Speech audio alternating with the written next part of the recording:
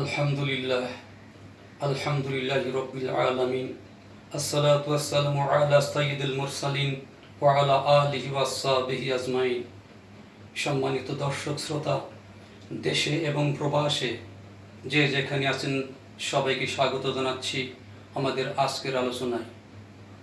মহান আল্লাহ সুবহানাহু ওয়া তাআলা 5 ওয়াক্ত নামাজ ফরজ করে দিয়েছেন ঈমানদারদের জন্য।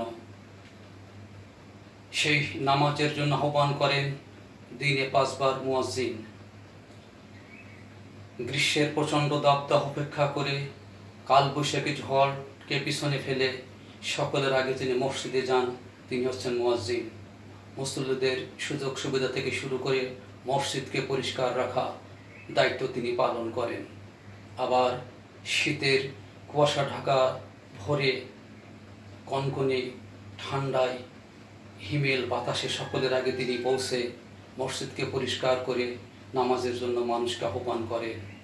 আর রাতে ঠিক একই অবস্থা, শীতের হিমেল হাওয়াকে উপেক্ষা করে আবার তিনি মসজিদে যান, অনেক পরিশ্রম করে মসজিদকে সুন্দর করে রাখার জন্য, মুসল্লিদের সুযোগ সুবিধা প্রদানের জন্য।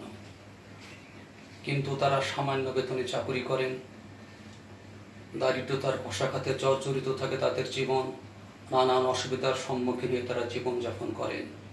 তারপরও তাদের মুখে হাসি থাকে। আল্লাহ সুবহানাহু ওয়া তাআলার উপরে পূর্ণ আস্থা রেখে তারা সুন্দরভাবে জীবনযাপন করেন। আল্লাহ পাকের কাছে মুয়াজ্জিনদের অনেক মর্যাদা, হাসরের ময়দানে তারা অনেক মর্যাদা পাবেন।